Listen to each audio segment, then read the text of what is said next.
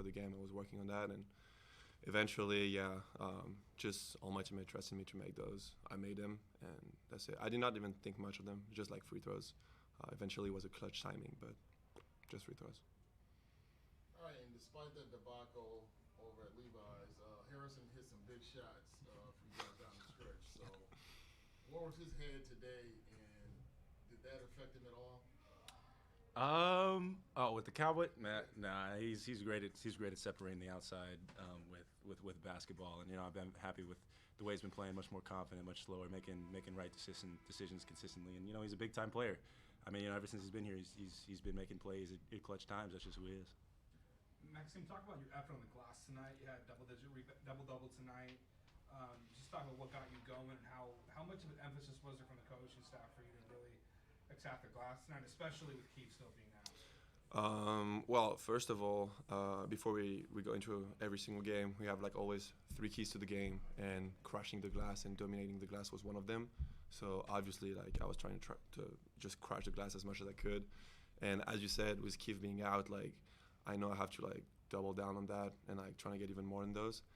And eventually, like thank God, like I'm 7'1". They were not necessarily that tall and that physical, even though they're like a hard playing team. So I just took advantage of that, and I was at the right place at the right time. So eventually I got 13. Yeah. All right, Spencer. 6 threes made and then 7 rebounds. So you were doing it on both ends. How did you feel your game overall was, even though you guys were, like I said, in mud for most of the game, but you persevered? Yeah, I mean, it's always nice to make some shots. Kind of wish a couple of those 2-point buckets went in. That would have helped, diminish the lead or separate us further. I just do whatever we can to win. Defensively, wish I picked up on Cardette a little bit better. Keep him away from 30 points and be better on that. But overall, decent game. Improve a little bit more defensively and just keep at it. Obviously, since you guys won the game, I can a little comfortable to ask this question. But are you glad you guys played this game versus getting the week off? Just do you feel like this was a game that you guys learned some stuff as a team, and was it beneficial, do you think, to have this game before the Cal game on Saturday? Yeah, I think we had more like a learning talk after the game from the coach about like preparation. We did not necessarily have the best practices over the past 2 days, and I think that like taught us that we need to focus, we need to be ready for any team, and obviously Cal is going to be a big challenge. They beat us by 20 in the first game, so I think we're going to use that game and use that as a motivation to prepare really well for the next one, and have 2 good practices over the next 2 days. All right, my last question. Did the coaches at all say that you guys are taking these guys too lightly? Because you would think that this would be a pretty easy win for you guys, but was it talk of that you guys aren't concentrating or taking care of business like you should be? Yeah, I mean the talk at halftime is pretty much you're getting punked, like getting punked from a bunch of guys we should be beating. The talk before the game was come out strong, punch them in the mouth first, and keep it that way the entire game. Well, obviously we didn't do that. We let them get comfortable, let them get confident, and that's where it happens. We got a guy like Cardette scoring 31, and a bunch of other guys making shots and making some plays that they maybe don't normally do. But you get a team confidence like that, and they're gonna keep rolling. My final question. On the one hand, it's kind of obvious. In order to come back from a victory, you got to get the lead. That's obvious. Mm-hmm. But once you have that lead, how much does that help you settle and calm the nerves down a bit once you retake the lead down? Just how much does that change things psychologically, both for you guys and you also maybe feel for them as well? Does that lead change? Yeah, once you get the lead, you feel like you have the game in hand, especially when we were down by 10. You feel that momentum shift. But the biggest part, for us, why this was a great game to play is that learning experience about, momentum wasn't going our way first time, in the first half, and we gotta learn how to switch it up, what kind of plays, take to switch the momentum, taking it play by play and not trying to get it all back at once. This is great going into the Cal game because we got punched in the mouth first there and we didn't respond. So having something like this is great preparation for Saturday. Awesome. Thanks, guys. Thank you. Yep. Have a good week, guys.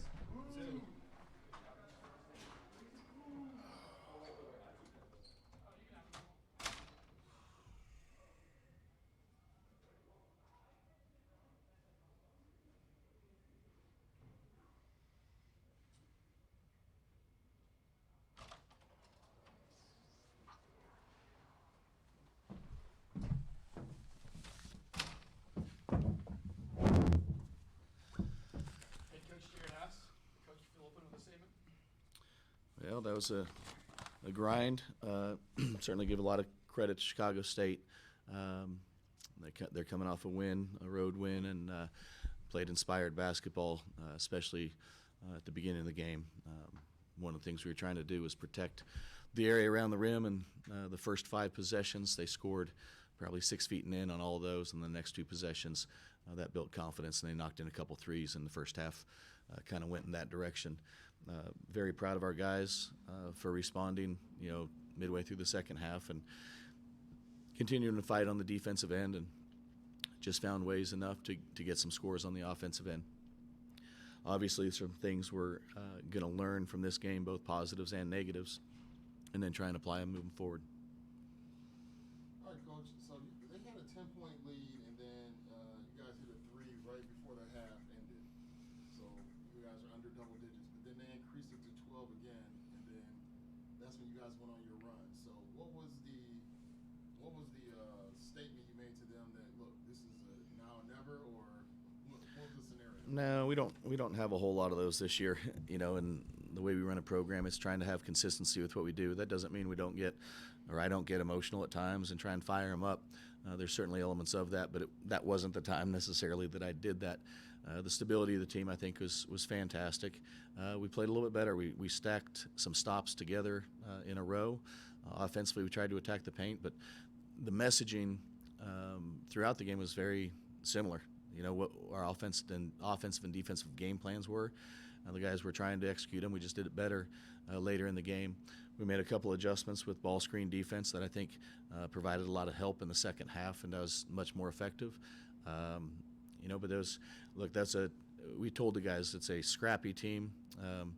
We didn't have a number, but we thought it'd be a team that gets more deflections than any team will play all year. And they did that, and we had to be strong with the basketball, and at times we were, and at times we were not. And that's something we can learn from. Seems like one of the things that you guys try to emphasize in the second half, I'm sure all game, but second half, the defensive intensity seemed to pick up the ball pressure. Was that something you guys consciously talked about at halftime? Yeah, it is, and it's kind of a fine line with us, because the more ball pressure you have, the more susceptible you are to direct drives and get into the paint, which can lead to open threes and kind of breaks down your defense. Overall, we're not the fastest defensive team in the country, and so we need to, again, find that fine line, find that happy medium between trying to pressure the basketball, make them feel you so they're not comfortable, but also build enough of a cushion so they can't have direct drives. And I thought in the second half there was a better happy medium with that. All right, so Coach, they had 7 threes in the first half. Spencer had 4 himself, but they had 2 players had 6 of those, and then they didn't make another 3 the whole second half. So was there a concerted effort to stop those threes, or was it just overall defense? No, absolutely. And our defense is a team defense. We preach team defense. Our defensive scheme, that's what we talk about over and over. But there is a one-on-one element to that, and there's a pride element to that. And if the guy you're guarding continues to score, you have to be able to embrace that, take on the challenge, and try and do better. And I think that individual pride on the defensive end was a little bit higher in the second half than it was the first, and kind of have the idea it's not okay for my man to score on me, and I need to give a little bit more effort and do a little bit better. Was there any moment in the game where you're like, why did we play this game? Because you play teams like this, obviously, the expectation is to win down by 12. And then kind of in hindsight, looking back at it now, just are you glad that you guys got this experience, midweek before Cal and everything? Yeah, if you had the opportunity to ask me during the game, I'm sure that's exactly what I would have said. I probably would have said a lot of other things too, so it's probably good that interview didn't happen then. Yes, we can learn a lot from this game. We're going to take a lot from this game from a positive standpoint, and we're going to take a lot of this game from a learning/negative standpoint that we have to avoid in the future. So we're going to take this as a positive, and looking back, we're going to say this is a positive game where we grew as a team, but we're going to have to go through the growing pains of going through the film and watching the things that we need to learn from, and it may not be pleasant, but on the other end of it, on the other side of it, it's going to end up being a net positive for us. All right, so big game coming up this weekend, so I know this is still fresh, but is that on your mind at all, that you guys need to redeem yourselves somewhat against these guys since this is part 2 of the Battle of the Bay? Yes, we understand it's a big-time game, a rivalry game, and we also have not forgotten what happened the first time. But just having feelings and a desire isn't going to be good enough. We're going to have to play well, and we're going to have to put together a heck of a game plan, and we're going to have to execute it out there. And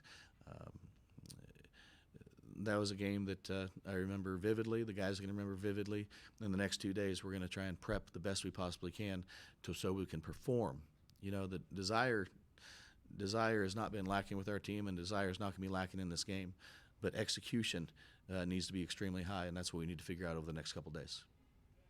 Double-double for Maxime tonight. Obviously, he was big inside, knocking down the free throws.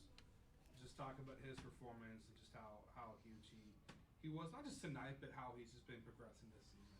Yeah, you said it, progressing. Maxime's progressing, seems like game by game, practice by practice. He has that unique ability to score inside, score from the perimeter, get some rebounds. And the other thing, and I think anybody watching the game would agree, is extremely effective, doing great things, and that the future is really bright for him, that he can still get a lot better. And that part's exciting. I think it's exciting for him. Needs to continue to get strong with the basketball when it's in his hands. Maybe sometimes taking another half second to gather and have a great base before he goes up and shoots it, on the inside. But overall, I'm thrilled with his progress. He's doing a great job, and we're going to need to lean on him moving forward. All right, Coach, my last question is, were you aware of Wesley Cardet before this game, or were you surprised by his performance tonight? Obviously, certainly aware of him, and came out as a big-time high school player, and has had success in college, and so was aware. Not a whole lot surprises me. It's not the performance I wanted him to have. I thought our defense would be more effective, especially in that first half. But there was a high level of respect from me and the team towards him. So it's not like there was a shock that he had the ability to score a lot of points.